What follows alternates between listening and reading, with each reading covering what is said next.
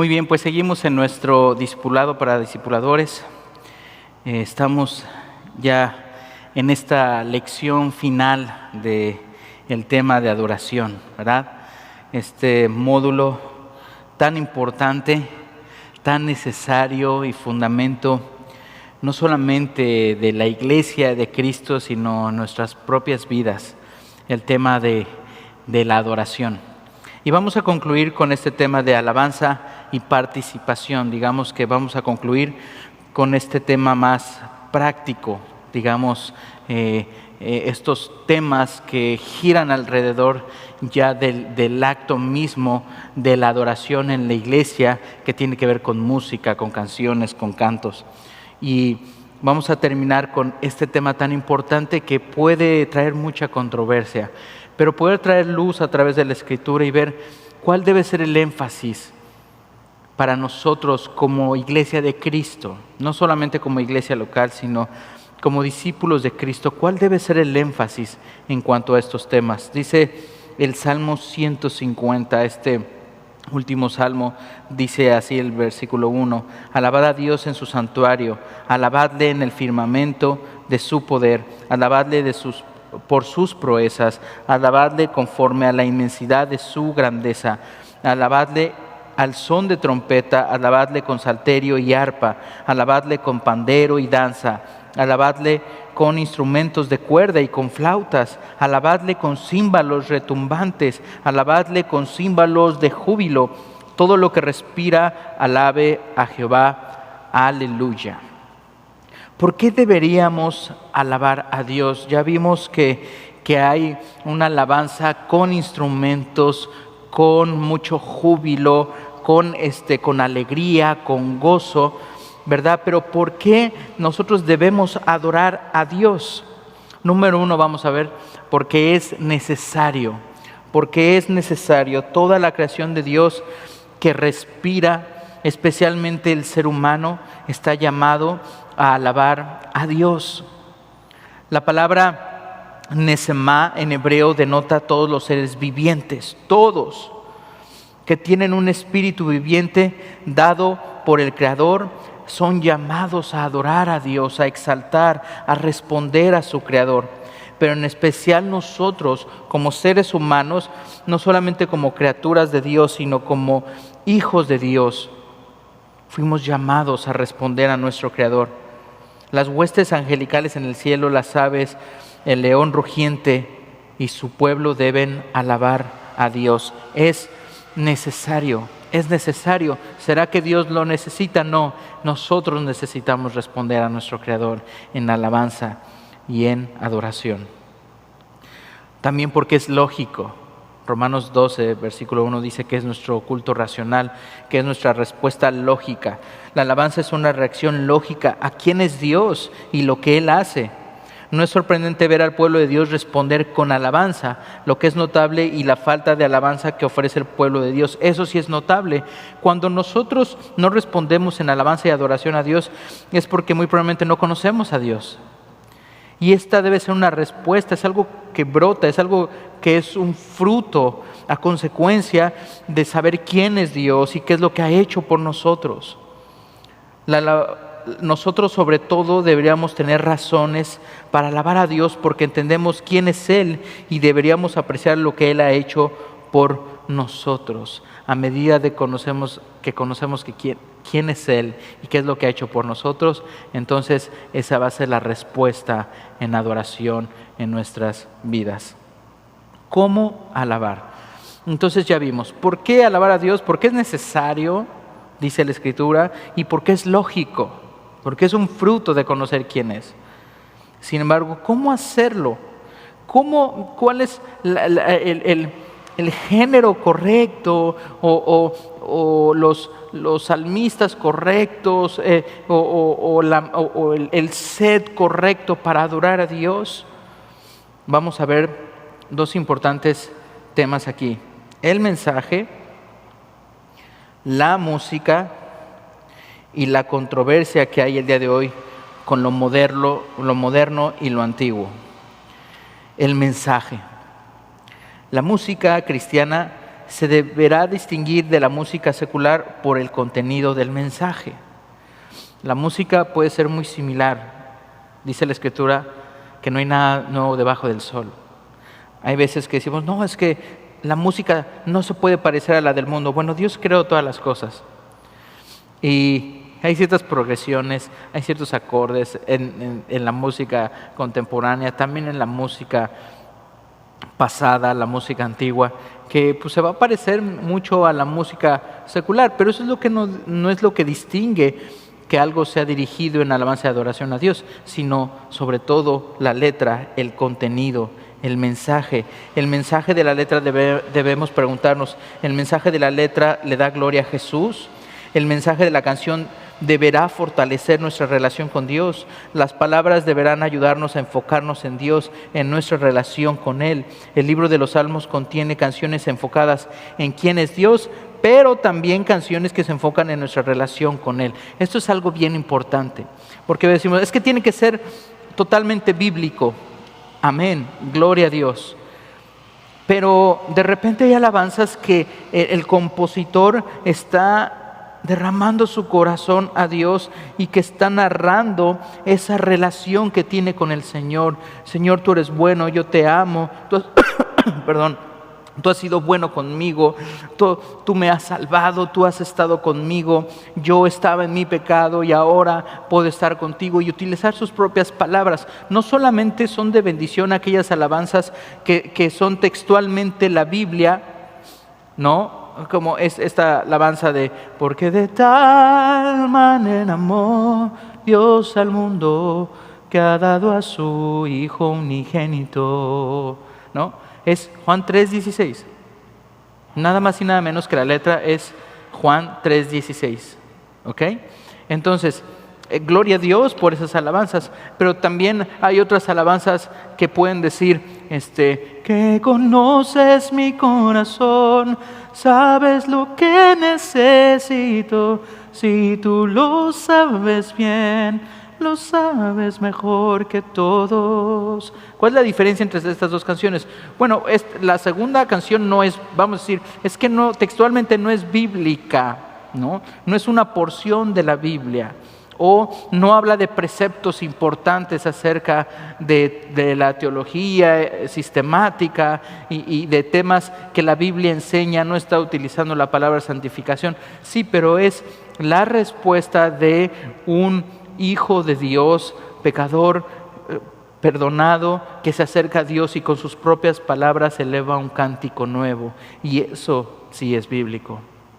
Entonces, son importantes estas alabanzas que glorifican y adoran a Dios, pero también estas alabanzas que nacen del corazón, de una relación cercana con Dios, real, en la que con tus propias palabras puedes salirte de esa nube teológica y decir, te amo, Señor. Hay una alabanza que me encanta que dice, te amo, Señor, porque tú me has amado primero. Y está basada en lo que dice la Escritura. No es textualmente lo que dice la Escritura, pero dice, en esto consiste el amor, no en que nosotros hayamos amado primero a Dios, sino que Él nos amó primero y dio su vida por nosotros, entregó a su Hijo por nosotros. ¿Ok? El mensaje es importante, que sea real. Y para que sea un mensaje correcto necesitamos conocer a Dios a través de la Escritura. Conocer a Dios a través de la Escritura. Porque a lo mejor yo puedo dar un mensaje muy dentro de mi corazón y muy sincero, pero cantando a Dios, como vimos con Nadab y Abiú, ofreciendo fuego extraño y cantando cosas que no existen de Dios, cosas que no son bíblicas, que incluso pueden ser antibíblicas, cosas que realmente no muestran un conocimiento de quién es Dios. Entonces, ahí es donde debemos tener cuidado. Cuando estamos cantándole a Dios, que salte con la alabanza, que el que no brinca no va para el cielo, ese tipo de... Estoy exagerando, ¿no? Pero de repente, que si Dios necesita de alguien que cumpla sus sueños, es que Dios no necesita a nadie. Dios no está soñando y esperando, ay, es que estoy a ver quién puede cumplir mis sueños, porque tengo la necesidad, porque... Realmente Dios es todopoderoso y soberano y no necesita a nadie. ¿Sí me explico? Debe ser una alabanza bíblica, pero también una alabanza real, cercana, del corazón, que tiene una relación con Dios y le conoce y se derrama en adoración a Dios. También la música es algo importante. La música se expresa con una variedad de estilos. Algunos creen que la música de alabanza se expresa mejor de manera a capela. Este es un término en latín que significa como en la capilla y se refiere a la música o canción sin acompañamiento instrumental. Por ejemplo, dentro de la historia de la música, los cantos gregorianos, los cantos de la música, de la iglesia, dentro de la historia de la música, en la iglesia se cantaba de esta manera, solamente voces masculinas, ¿verdad? Todos a unísono y cantaban a Dios a capela, sin instrumentos, sin armonía alrededor, solo voces masculinas adorando a Dios, ¿verdad?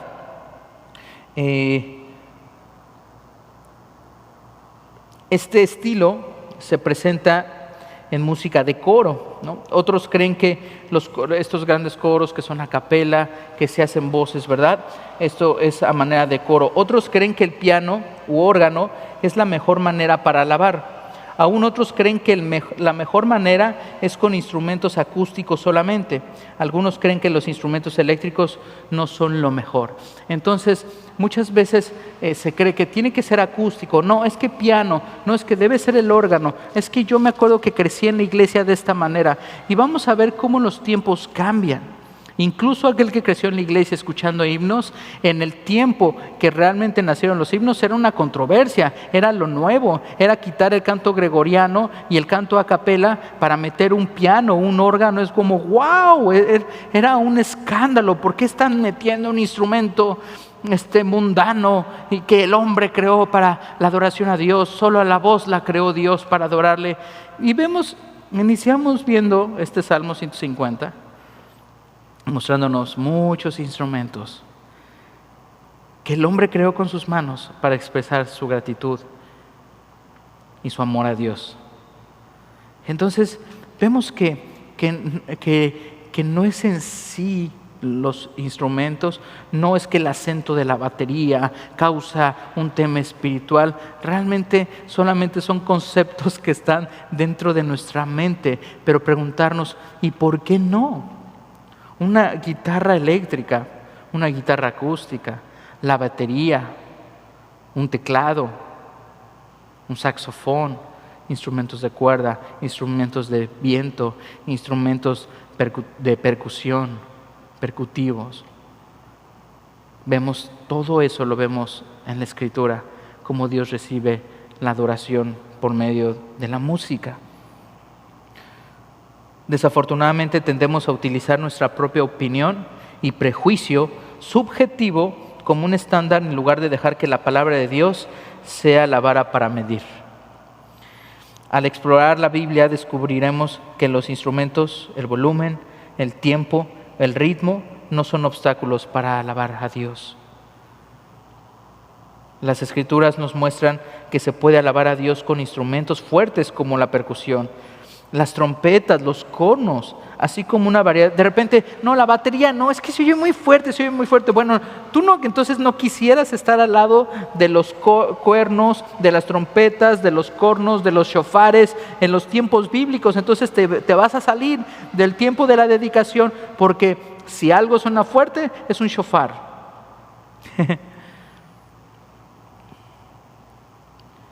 Pareciera que Dios es sensible al oído y si es fuerte no lo va a escuchar. Pero vemos cómo en la Biblia encontramos estos instrumentos con gran volumen. Dios se alaba con una variedad de instrumentos, incluyendo la voz.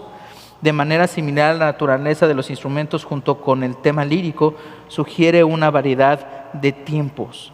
Entonces no debemos confundir nuestro ritmo con la frontera del universo de la adoración. No porque yo lo siento así, no porque yo crecí así, entonces esa va a ser la frontera de cómo debe ser la adoración. No, debemos aprender.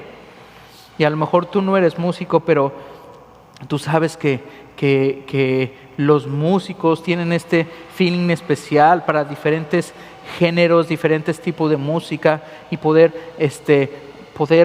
guiar a la iglesia en esa adoración a través de la música. Y el tema es que muchos nos hemos vuelto expertos en música. Muchos nos hemos vuelto conocedores. Tenemos algo que decir de la música. Y dentro de nuestros gustos creemos que porque a mí me gusta, entonces es lo correcto. Pero Dios también ha puesto, así como yo no puedo decirle a un doctor, ¿sabe qué, doctor? Usted no me recete eso, mejor yo voy a tomar un té de tila, ¿no? Un té de limón, no me mande antibiótico. Usted no sabe, es que mi abuelita, es que yo crecí. Sí, pero bueno, al final puedes correr un gran riesgo si pones tu criterio, tus experiencias, en lugar de aquellos que saben por qué lo están haciendo. Y muchas veces tenemos que reconocer que Dios ha traído músicos a la iglesia, que conocen de música, que han escuchado diferentes géneros, que saben cómo va la acentuación, que saben cómo va el fraseo de la canción, que pueden meter diferentes progresiones y diferentes cualidades de acordes dentro de una alabanza. Y que ellos están gozando y de repente a lo mejor tú no te das cuenta de esto. Y tenemos que dar lugar a aquellos que han sido capacitados y que saben hacerlo. Y que no pongamos una frontera simplemente por nuestro criterio, nuestras experiencias. Asaf, Emán y Jedutún, Etán, eran líderes de alabanza bajo la autoridad de David. Y David estaba bajo la autoridad de Dios. Por tanto, Dios sería el que dirigía la alabanza. Asaf dirigía el coro de cantores y músicos en Jerusalén. Emán y Etán tenían equipos similares en el tabernáculo de Gabaón. Esto lo puedes checar en 1 Crónicas, capítulo 16, capítulo 39 al 42. Estos coros tenían 4,000 miembros, 288 eran músicos entrenados que dirigían a los músicos menos hábiles. Los músicos se dividían en 24 coros y equipos. Cada uno incluía a 12 músicos habilidosos. Los equipos de alabanza consistían en músicos que tocaban instrumentos de cuerda y címbalos para acompañar a los cantores. Al considerar esta escena, imagínate el número de músicos y diferentes líderes de alabanza. ¿No crees que llegó un momento en el que había algunos ciertos miembros del pueblo que decían, ay, a mí me gusta más la alabanza de Asaf? A mí me gusta más Hermán y Etán, porque como que ellos no adoran a Dios tan ruidoso. No, a mí me gusta más Asaf porque es como que más rítmico, más alegre. Seguramente había preferencias. Seguramente algunos decían, a mí me gusta más cuando lo hace él, o a mí me gusta más cuando canta él, a mí me gustan más este tipo de canciones. Pero no confundamos. No es malo que tengamos un líder de alabanza favorito, pero el problema es cuando se nos dificulta adorar a Dios más allá de una variedad muy limitado de estilos músicos. No es malo que tengamos un líder de alabanza favorito, pero el problema, de nuevo, es cuando se nos dificulta alabar a Dios más allá de una variedad muy limitada de estilos musicales. Necesitamos estar abiertos a aprender y dispuestos a cambiar. Si continuamos aferrándonos a un estilo de música, tenderemos a inhibir el crecimiento y tendemos a poner a Dios en una caja, porque limitamos el estilo musical de la alabanza a pesar de la libertad de que Dios da en esta área. Y aquí pasamos al siguiente tema importante, el tema de lo moderno. Existe una tensión entre lo moderno y lo tradicional. ¿Qué es correcto? ¿Qué es lo que Dios nos dice que hagamos? Bueno, gloria a Dios que Él no nos dice qué estilo de música es lo que a Él le agrada específicamente. En Estados Unidos, por ejemplo, durante el periodo de 1960 a 1970, la música cristiana contemporánea se volvió popular en lugares como Capilla Calvario, y poco después la música cristiana contemporánea se extendió por todo el país. Esto más o menos a la par del movimiento de Jesús. Este grupo de hippies, ¿verdad?, que estaban viniendo al arrepentimiento y al conocimiento del Señor Jesús, y que comenzaron a hacer estas noches de alabanza con la música que ellos sabían hacer, música contemporánea, música más folk, más como de rock, ¿verdad? El estilo era distinto y estaba en conflicto con los himnos tradicionales que se cantaban en los coros. El conflicto entre lo moderno y lo tradicional estaba estirando la tela de la unidad. Y algo que tenemos que entender es que el cambio se ve acompañado frecuentemente por tensión. Va a haber tensión. Cuando Dios está trayendo cambios, hay muchos cambios en la iglesia. Hay muchos cambios en la iglesia. Por ejemplo, nosotros aquí en la iglesia, tú puedes ver detrás de mí una cruz. Y a lo mejor esto tradicionalmente era lo que se tenía en la iglesia. Sin embargo, hubieron cambios. Y el día de hoy hay iglesias que no ven bien que haya una cruz en el frente de una iglesia. Los colores, las luces. ¿Me explico? La manera de acomodar, las personas que pueden estar aquí al frente. Hay tantos cambios que el Señor ha hecho. El día de hoy no estamos adorando con shofares.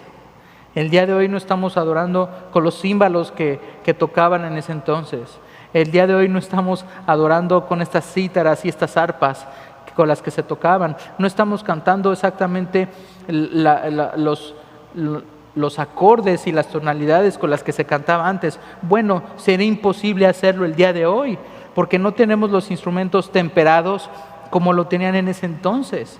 Y las cosas van cambiando. Y a lo largo de la Biblia vemos que cambian la manera en la que se adora a Dios, pero no la motivación, no la persona a la que se dirige, no la actitud y el tema de nuestra adoración. Eso es lo que no cambia. Pero las formas tenemos que estar abiertos a estos cambios. Martín Lutero fue muy criticado cuando introdujo la alabanza contemporánea en la iglesia del siglo XVI. No es que hay que volver a los himnos. Bueno, si nos vamos al tiempo de Martín Lutero, los himnos era lo nuevo. Y el canto gregoriano era lo que se usaba en las iglesias. En la iglesia católica no, también se usaba en otras iglesias de la Reforma. Y entonces se decía, no, es que eso no es lo que le agrada a Dios. A Dios le gusta el canto gregoriano, no con himnos. Los himnos es ese movimiento nuevo. Y en ese entonces Martín Lutero además de reformador, era alguien que causaba controversia por cantar esa música moderna llamada himnos.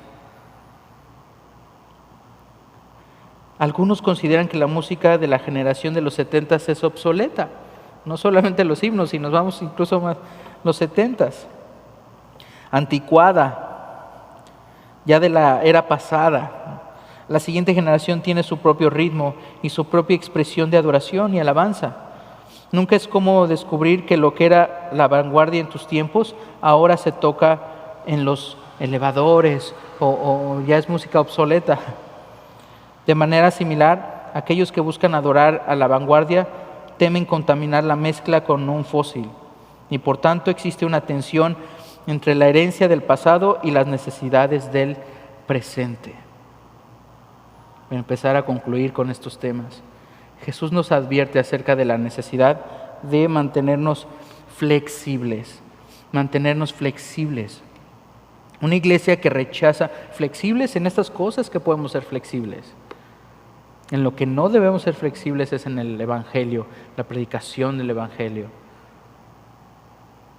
En la predicación del Evangelio que nos dice que la salvación es por gracia, por medio de la fe en Jesucristo, la persona de Jesús. Jesús es Dios y la Biblia es la Escritura, la palabra de Dios. Ahí no somos flexibles. Pero hay cosas en las que podemos ser flexibles, como los estilos musicales, los instrumentos. Una iglesia que rechaza cualquier expresión moderna de alabanza probablemente se ha vuelto inflexible.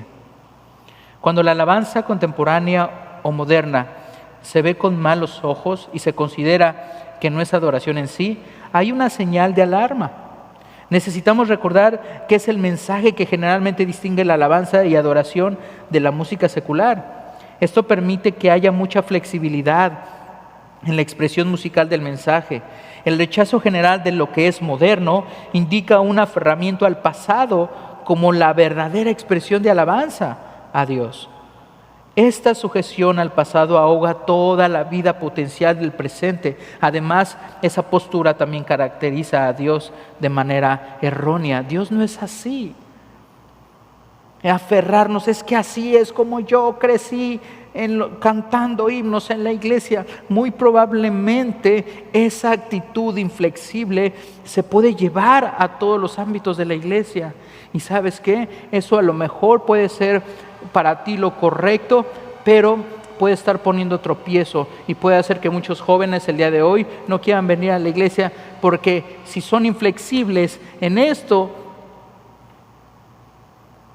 entonces a lo mejor no me van a aceptar por la forma de vestir, a lo mejor no me van a aceptar porque tengo un tatuaje, a lo mejor no me van a aceptar por la forma de hablar. Y no estamos hablando de pasar por alto el pecado, pero ser inflexibles en cosas en las que la Biblia no nos ha dicho que seamos inflexibles, sino que sobre todas las cosas busquemos el camino del amor. Perdón. Aunque Dios nunca cambia, escucha esto, sí cambia la expresión de alabanza de generaciones sucesivas que ejercen su libertad en Cristo. Cuando no permitimos esta libertad, terminamos por poner a Dios en un cuadro limitado y delimitar su carácter. En el otro extremo, existe el peligro de rechazar lo tradicional con la idea de que es anticuado y obsoleto. Existe tanto que se puede recopilar de las maravillosas expresiones de alabanza que han ministrado a generaciones sucesivas literalmente a través de los siglos.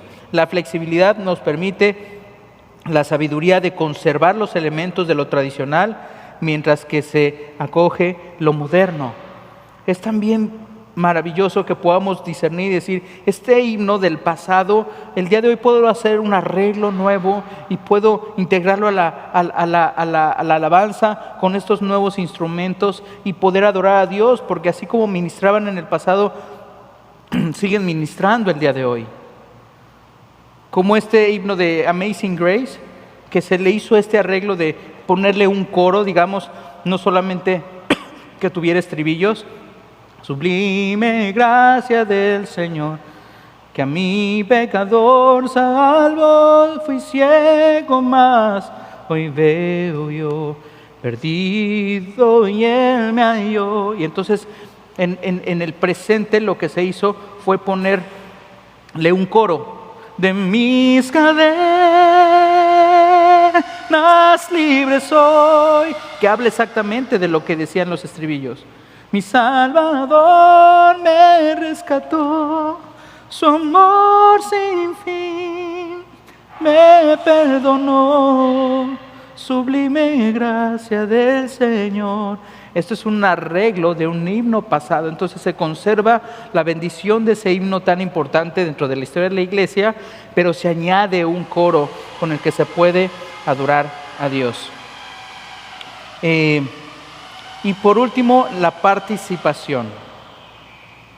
Si la alabanza fuera un deporte, ¿sería mejor como un deporte de espectadores o un deporte de participación? Muchos de nosotros no hemos considerado cómo vemos la alabanza desde el punto de vista filosófico. Tratamos de hablar de la alabanza como un punto de vista filosófico, como una definición aislada, pero se nos ha llamado bíblicamente a ser participantes. Ahora, para terminar con este tema de lo que es nuevo y antiguo, en la Biblia vemos estas dos posturas de alabanzas nuevas y alabanzas antiguas. Por ejemplo, en Apocalipsis 15, versículo 3, se nos muestra el cántico de Moisés. Digamos que ya es algo hecho, algo antiguo, algo que se canta en Apocalipsis.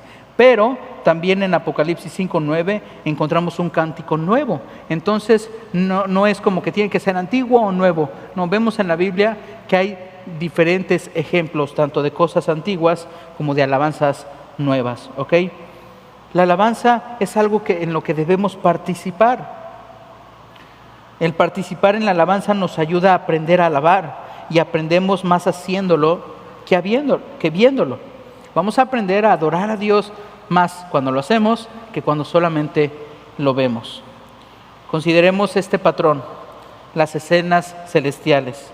Se describen en la Biblia cuando se mencionan a los creyentes en el cielo. Siempre están presentes la música el canto y la alabanza. Lo podemos ver en Apocalipsis 19.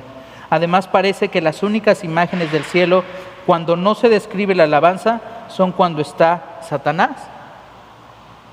Este patrón revela que el pueblo de Dios pasa la eternidad con Dios alabando y adorándolo. Es interesante ver que nunca veremos creyentes en el cielo que no estén adorando a Dios. Por ejemplo, en las descripciones de Juan de las escenas celestiales, podemos apreciar que Juan es un observador que está notando lo que ve. Juan no está adorando como tal, pero está proveyendo un reporte de lo que Dios está revelando. Juan no observa a nadie que se mantiene al margen, que se mantiene retraído, que dice, no, a mí no me gusta esa canción, a mí no me gusta ese estilo, a mí no me gusta ese que está adorando, no me gusta cuando lo hace él. Juan no describe eso en el cielo.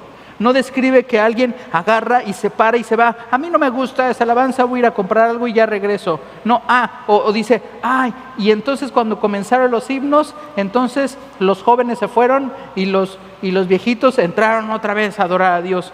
No dice eso Juan. Lo que Juan está describiendo es que hay una participación total en el cielo.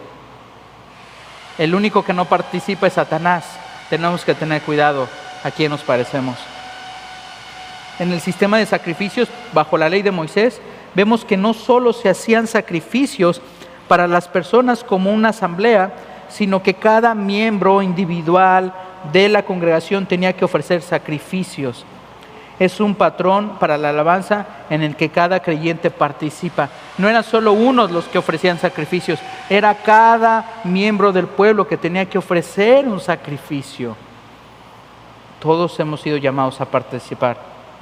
Por último, propósito. Ya vimos el propósito de la adoración. Lo hacemos porque es necesario, porque es lógico. ¿Qué tipo de música y alabanza? Bueno, hablamos del mensaje, que es lo más importante, la música y ser flexibles a los estilos. Hablamos de lo moderno y lo nuevo, lo moderno y lo antiguo, pero sobre todo buscar esa flexibilidad. También vimos por último que fuimos llamados a participar y que en las escenas del cielo no vemos espectadores solamente, sino que vemos gente que está adorando a Dios, participando. ¿Cuál es el propósito de la alabanza, de la música en la iglesia? Que haya unidad. La unidad en el cuerpo de Cristo bendice a Dios y su deseo para su iglesia, como se puede ver en la oración de Jesús en el aposento alto, en Juan 17, 20 al 21. Jesús habla de esta unidad. La motivación es muy importante.